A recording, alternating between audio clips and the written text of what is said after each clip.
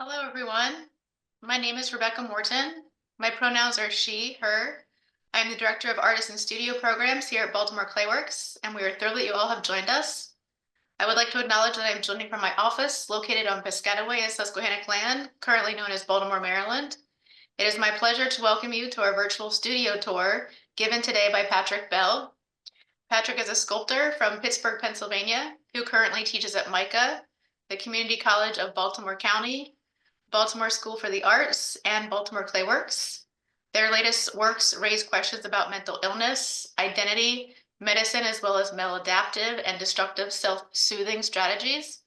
Their work has been shown in galleries across the country, including All Street Gallery in New York City, the American Museum of Ceramic Art in Pomona, California, Spring Break Art Show in New York City, Morian Center for Clay in St. Petersburg, Florida, Rhizome in Washington, D.C., and Baltimore Clayworks.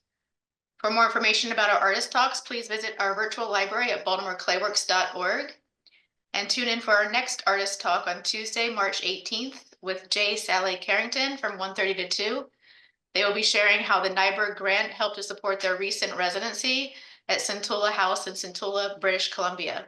I will now turn it over to Patrick. Hello. Thank you all for being here. Thank you all for Clayworks for setting this up.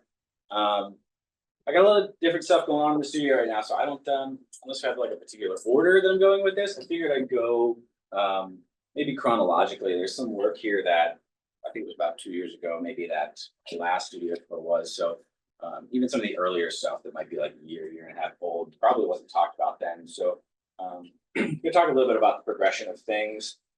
I've been doing a lot of wall work lately, which you can see some of it laid out on the table here. I've been having these like makeshift wall spaces to show as much as I can and work on stuff in progress. So I have a lot of that I'll talk about. But yeah, let me try to go as far back as possible. Some of this work, some of these pieces, these over here, are like 2013. These sort of like text pieces, or I call them vitriol pieces.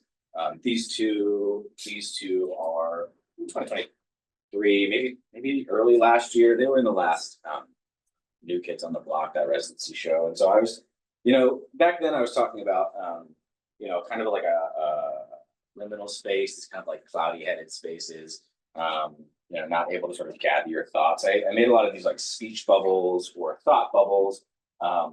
A couple of them like these and the one over here, it's kind of like muddy, kind of chaotic, and more about like not being able to gather your thoughts.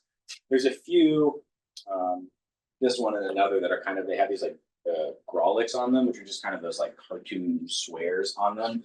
And those are more thinking about kind of like the way that like negative emotions manifest themselves. A lot of these works, especially a year or two, the last 3 or 4 years, are kind of the physical manifestations of like sensations or thoughts or emotions.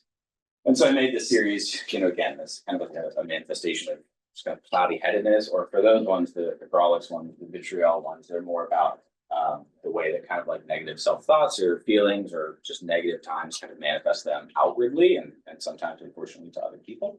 So thinking about your own kind of the repercussions of your own actions. And it's an interesting place to start because these two wall works are new. Those two wall works are new. The heads themselves, and so a new pairing is kind of like this old and new work, which is interesting to me. The wall heads themselves are late last year, and like I said, the text pieces are like 23, early 24 or something. So I've just started to pair those two together. This is like a really recent development. These two I did a couple of weeks ago. So just kind of trying to pair new works, older works, and thinking about how they can have a conversation, like no pun intended. They are kind of like giving an animate quality to these wall heads. Those are really just tests for, these were also somewhat tests for this piece that I have across the street and a show that just closed. It's a recreation of the Mankowski pain scale. It's like, how are you feeling today? And it's like 1 to 10, these like green smiley faces to red frowny faces. And for like a relatively short period, it still exists a little bit in my work, but these two that they're kind of testing for, these like 3 small heads in these wall, And even this piece up here, which kind of has a fun two-sided quality that is hard to capture when you're submitting one image to a show or when you're doing a talk like this. However, take this down and give it a little spin. But I was kind of thinking about like the reductive quality of emojis, which builds out of these earlier thumbs up pieces that again are relatively old, a couple years ago, but they probably came out of like a few months or a year after my last studio visit. And the idea there was, you know, like the okay symbol or the thumbs up, or a smiley face emoji. These are all like super reductive ways about talking about human emotion. They're ways that we kind of express ourselves when, you know, a lot of times we're actually, whether consciously or not, thinking of like holding back. We don't want to share something, and so instead of actually talking about like our emotions or our day or etc., it's a thumbs up or it's a emoji or something really really simple. And so the simplification of like expression and emotion came sort of outwardly in those thumbs earliest, and then you know they were through the speech bubbles a little bit, and then most recently, you know, these are like late 24. These emojis came back in. So this idea again of like really simplistic ways of expressing things. And then, you know, as you can see, these emojis are kind of, they both have smileys. This one's pierced and this one is in size, but they're both kind of melting, sort of falling apart, like something is off, which again is kind of a through line with the thumbs. It's like they're clearly thumbs up, but something's like clearly not right. There's something off. There's something like surreal and wrong there. And so that kind of framework of expression came through in these pieces.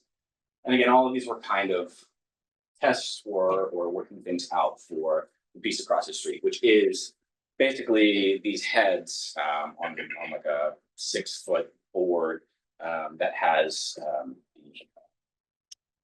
the markers, little check marks and tick marks, and has the faces going from green to red, happy to sadder. Which is for me a really fun blend between these ideas of like emotion and human expression and the medical, the healthcare system, medical, which was really much more of the focus of my work, like post grad school or the end of grad school, like 2020, 2021. My work was a lot of these like figures sort of self-palpating themselves. These, you know, these are newer works, but they kind of fall into that category where you have these like stand-ins for body or the internal body, and then the fingers or the hands are kind of representation of the external body, sort of self-probing.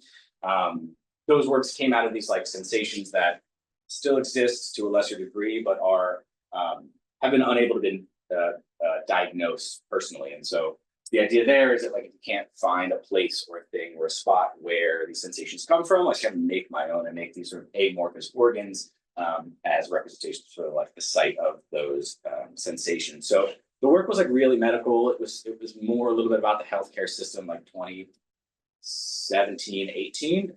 And then it got just a little bit sort of, say, more abstracted or less direct for a few years. I played with some other ideas, but there's a lot of places where that work, that kind of directness has come back. So in particular, the organs, I mean, I'm back to making organs. This work is 2023 or 24. This one's a little bit older, but was the first dive into this idea of like representation that has a through line to like the Motor Museum and other medical like anomalies, medical history museums. So I've been making these and having these flints made, but again have a like similar presentation style to again something like the Motor Museum or down in DC, it's the American Museum of Medicine. Phrase. So that was an earlier work, and then more recently, I've come into recreating these pieces, which some of the earlier ones were hearts, so they get a little bit more direct, and that kind of ties into what I was saying about grad school and post grad, where or like during grad school, really, where the works were more recognizable imagery in terms of their like what organs they are. But there's something like going on, there's something off about them that, you know, again, kind of brings in that anomaly or that unclear reality. And so I've made a couple of these parts recently, which, again, as organs are much more recognizable. But there's kind of like a malady or some kind of surface onto there that's unclear. Those are exciting and interesting. What perhaps interests me a little bit more are these more abstract or Morpheus pieces, which again go back to that idea that I was talking about with the fingers behind me, where I'm creating these organs that are being sort of palpated by these like undefinable organs, which are being palpated by fingers or hands. So in a lot of these ones or earlier ones, I was thinking about either organs, but the organs kind of almost have this figurative quality. They have a little bit of sort of torso to them, even though they're very small. And more recently, I've been getting into these smaller, again, sort of collections of shapes and forms, which again are like, they're organ-like and they will be surfaced like organs, but just are not identifiable. Again, that goes back to that sort of sensation, those pains, those feelings that don't have a sort of diagnosed space. I've been creating those recently. I've also been, so I really like the metal stands, I guess you'd call them. I've also been playing with these kind of plaques, again, just thinking about like medical anomalies, the way that they are portrayed. So I'm really interested in these kind of beveled plaques. If anybody has a line on glass domes, let me know. They are incredibly expensive. These kind of like dome vitrines I've been really interested in lately. So I'm like just starting to think about that, but these stands and these bases here are much more approachable in terms of what I can get done in my own studio. So thinking a lot about presentation lately. There's also been these wall works, which get, they're sort of very abstract. There's a lot of fingers in there where you can see a lot in my studio while I'm still moving away from them. These are some newer works. These two and these two just came out of Hopscotch, a really nice show by Flying House Collective, this new collective in the city. They have a show at Atrium Art Space right now that I want to check out. They have really great programming thus far, and I was really happy to show those because those are kind of the earliest. Those two, and one more that I have packed away are some of the earliest of these wall works, and they've kind of developed over here. That's a much sillier piece, which every now and then there's a piece in my studio that kind of makes me laugh. And I try to keep the humor fairly prevalent in the studio. It's a piece I still haven't figured out how to mount. It's surprisingly easy to mount. However, it's been difficult with this hand shape of the wall. So this piece and the nailed hand are both kind of just like, they're just really playful, and they maybe have some kind of direct correlation to the work I'm making now, or maybe they'll just I'll clarify them a little bit in the future. But that piece is newer, and then these three pieces are also again just kind of like developments of the wall works. So they're these really simple paintings. They're ceramic on panel. There's actually no paint, but there's these kind of like flat works that really are just meant to sort of be these kind of like surrealist, sort of mysterious pieces. I've been really sort of locked in on this phrase, the body is a site of mystery lately. And it's not something that's like hyper new in terms of the visual of my works, but it's something that's kind of like, I think a lot of artists, whether it's like a specific phrase or idea, there's this kind of thing that thing where things kind of find their work. And that's been informing me a lot lately. It's really been informing these wall works. So a lot of fingers, a lot of these like amorphous kind of like bodily sections. I've been going back to some of this soft pink fabric, which there's a piece that you probably can't see all the way up in the corner. But I made a series of those for a solo show in 2023, and the fabric itself hasn't been used too much. But again, it's kind of this like humorous, mysterious thing. There's something that's like, super tactile about this material. You want to touch it. It's kind of more playful and engaging. And the ways that I use it, whether it's like backing fingers or in the center of this kind of like bodily cavity, kind of trying to subvert that sensation of touch or that desire to touch. So those are some of the new wall works, which those pieces are going to be really excited. It's a new development for me. I mean, I've made some wall works in terms of sculptural work, like all clay, but these sort of more simple monochromatic sculptures on the wall. Really been kind of working in tandem with my work, but getting really excited lately. As of even later, or more recently, I've been working with IV bags. So I really just been trying to think. And this has been ongoing for a couple of years, but in grad school, there's always this conversation of like, why are you using the material you're using? Do you need to use it as the smartest material? And I'm not gonna, pretend to be like a savant of many materials and not succumb to the using clay because it's what I know sometimes. But I've been thinking about like IV bags, syringes, again, medical presentation, and really just trying to think of like what makes the most sense to use. When can I just use what the thing is? So I've made a couple IV bags, and so I'm playing with this idea of trying to figure out what makes the most sense in terms of material. So I have some of these ceramic IV bags. They have been inspired by actual IV bags that I've been referencing, and I have two new works that I'm pretty excited about. One that uses the ceramic IV bag and one that uses the actual IV bag. So this has just been running in the background. A friend's been helping me lately with some kind of like new media. I've been doing some very basic Arduino programming. And this is kind of like this piece closed systems from the end of grad school, which is basically this organ that like has a pump that pumps back into itself. And it's this kind of almost representation of like the entire body in a single organ. But this idea of like things moving but going nowhere. So there's a metaphorical quality, but it's always through that like bodily lens. And so these are just two works that fill and empty with blood. They go back and forth. They don't really go anywhere. There's a lot of reference I recognize to like dialysis and other medical processes. But with really all of the work that I've been talking about, and these as well, the function is always kind of vague. It's not meant to reference anything hyper specific. Again, dialysis is probably like the closest we get to a specific reference. But that's a piece that we've been using these little motors and IV bags and acrylic tubing. And so again, like just using the thing that is most direct, not like making a material sort of metaphor out of it in terms of like using clay, et cetera, et cetera.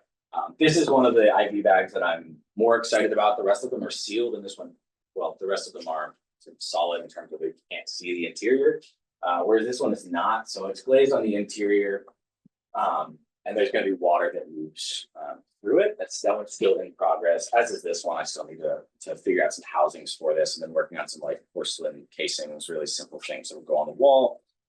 Again, kind of having like a sterile, really clean aesthetic to the way that like this machinery is hidden, because it's much less about like, I think the vagueness of the machine is, there's certainly an argument that could be made to like showing all those little motors and gadgets that go into creating these. But I think that steering that behind, again, this kind of like sterile, opaque screen that kind of looks vaguely medical is something that's going to function for me better.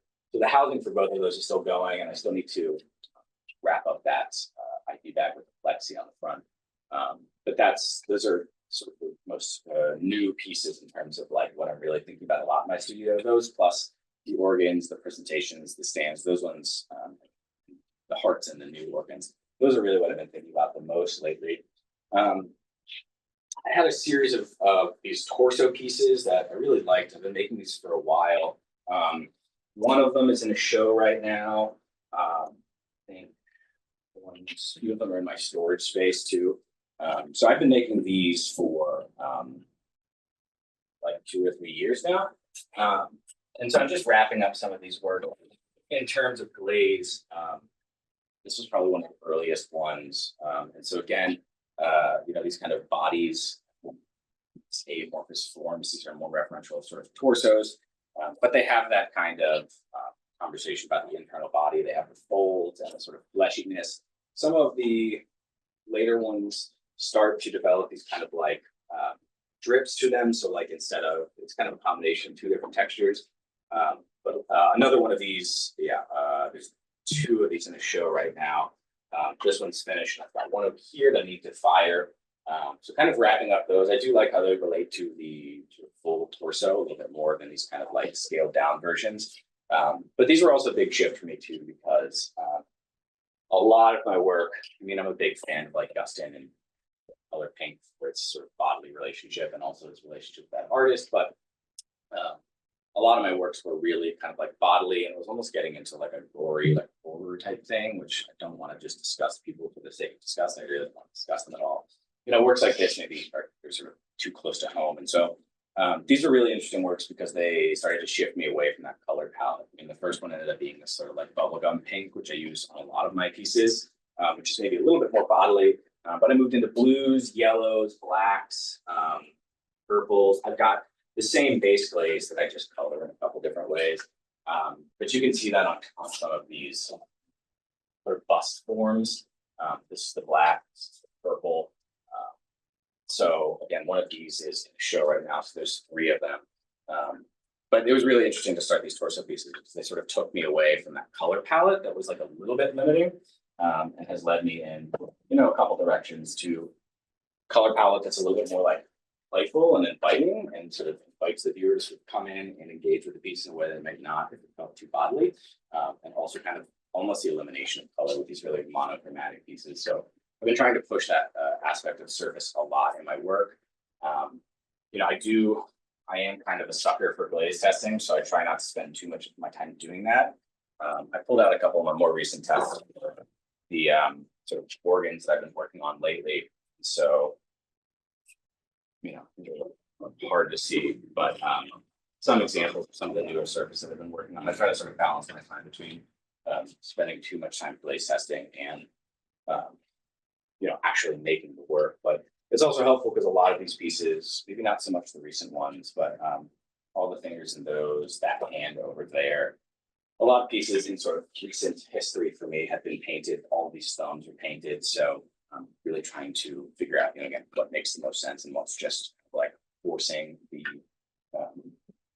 my hands, no pun intended, in terms of like what material I use, like feeling like I have to use underglaze when it doesn't actually make sense for what I'm doing. Because all of this is obviously sculptural and not functional. I don't worry about that too much. Some more. I have a couple figurative pieces over here. This is one of the newer ones. I've got this. That's pretty much done, and this one's in progress. Just the kind of duality of self, kind of pulling back to these ideas of like confusion about self and identity. So making like myself pulled in many directions, myself sort of repeated and multiplied. There's some newer works that these ones are all, I don't know if you can see that one over there, but that's painted, that one's painted. That one actually has glaze in the center, and the outsides are painted, this is all painted. So trying to find a balance between those. Again, that one's glazed and finished, needs to be fired. This one's glazed and finished, needs to be fired. So some examples of like how the sort of bust form, as I think about it, has developed. They're kind of just like body and head that are really, really abstract. But there's probably more I could talk about, but I think we got a few more minutes. I don't know if there's any questions in the chat.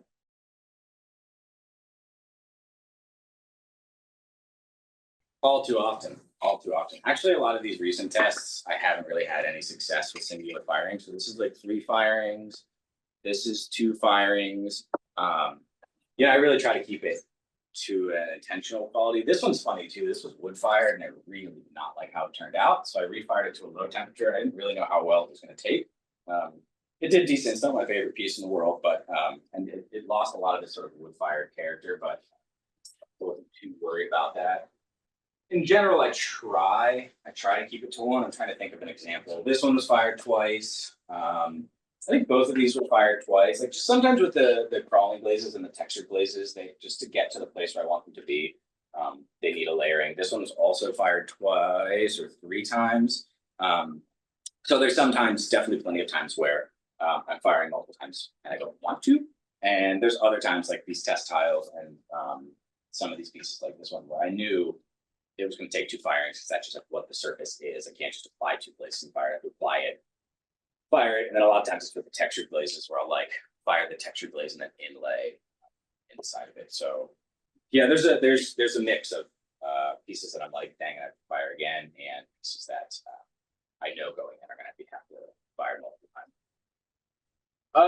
That's a good question. It's kind of a double-edged sword in that I want a glaze that I like the surface of, which is vague, or I want a surface I like how it looks, whether that's a combination of multiple glazes. But I want something with kind of a flexibility. So the pink kind of locked me in. A little bit. The way that I generally avoid that is actually, yeah, you can see over here. So I've got kind of two stages of progress. So you can see generally what I'll do is like a black underglaze wash and then white inlay in areas. Then I'm going to cover that all with what used to be Gersley and it's now the Gillespie borate wash. So like a really low temperature flux. So it's going to move quite a bit. And then on top of that, I mean, with surfaces like this, for example, it's those three surfaces, and then my yellow glaze, and then yellow glaze with like a higher percentage of color. So really, it's those first three, and especially the flux wash, the Gersley borate, that makes it so that like not any two pieces are exactly alike, even if they're glazed the same way. And then the playfulness also comes with like as much as time as it takes, and it kind of can be a headache. Is like testing all these new surfaces so that like, okay, I like these surfaces, but like how do I move on from that? I mean, for example, all three of these have the same glaze on them. They're all this like Mark Ruthel, I think is how you pronounce his name, just like a alteration of that glaze, but with different like surfaces above and below, different underglaze washes, different amounts of Gersley on there. These two are really actually similar surfaces, just with different color percentages in the Ruthel glaze. That's a different thickness of it. So you know, for my like pink glaze or my yellow glaze, it's all the same base. I've got pink, yellow, black, purple. And then for the crawl glaze that I have 1 to 6% stain. So I try to keep like multiple different variations of the same glaze. Yeah, and then just layering and testing new things like as often as I can find time for. It's, you know, trying to, as I started by saying, like walk that knife's edge of having glazes that I know I can glaze things and not test new glazes every single piece, but also knowing that like I'm going to get something with a little bit more variety. I mean, these are good examples too. They're like basically the same exact application of all materials, and they're pretty similar, but they have a lot of depth and movement that is unique and different in these than say like the test tile of the glaze itself. You know, it's just kind of, you know, a flat color, almost like just a commercial glaze would be. So a lot of layering and testing, but yeah, the Gersley wash and the layering of underglazes. I think. You have a favorite tool? Knife. Yeah, this is oh man, where's my sweet knife? It's I got two of them. They're old butter knives that have just been sharpened on a metal grinder. This one's fine, and I'll let students use this one because I don't like it as much. But it's got a flat handle to it, and then this one, this is the premium tool. They're both just butter knives, but this one kind of has a rounded handle, so it's more like a needle tool or a pencil. And so if I want to do work like this, for example, where I'm doing incising that's kind of like really tight and clear, I can use this. And then also I can cut as stiff slabs. I need two of these. I don't need to use that crappy fettling knife where you're like cutting full and the handle comes out and the knife stays in. So because these are all single solid pieces of metal, they're super strong. They're not going to warp or bend. They're going to make super straight cuts. So definitely that knife is my favorite thing. All time, I use it even when a little bit overkill. It's just super well. Definitely knife, butter knife. Well, thanks everybody for coming.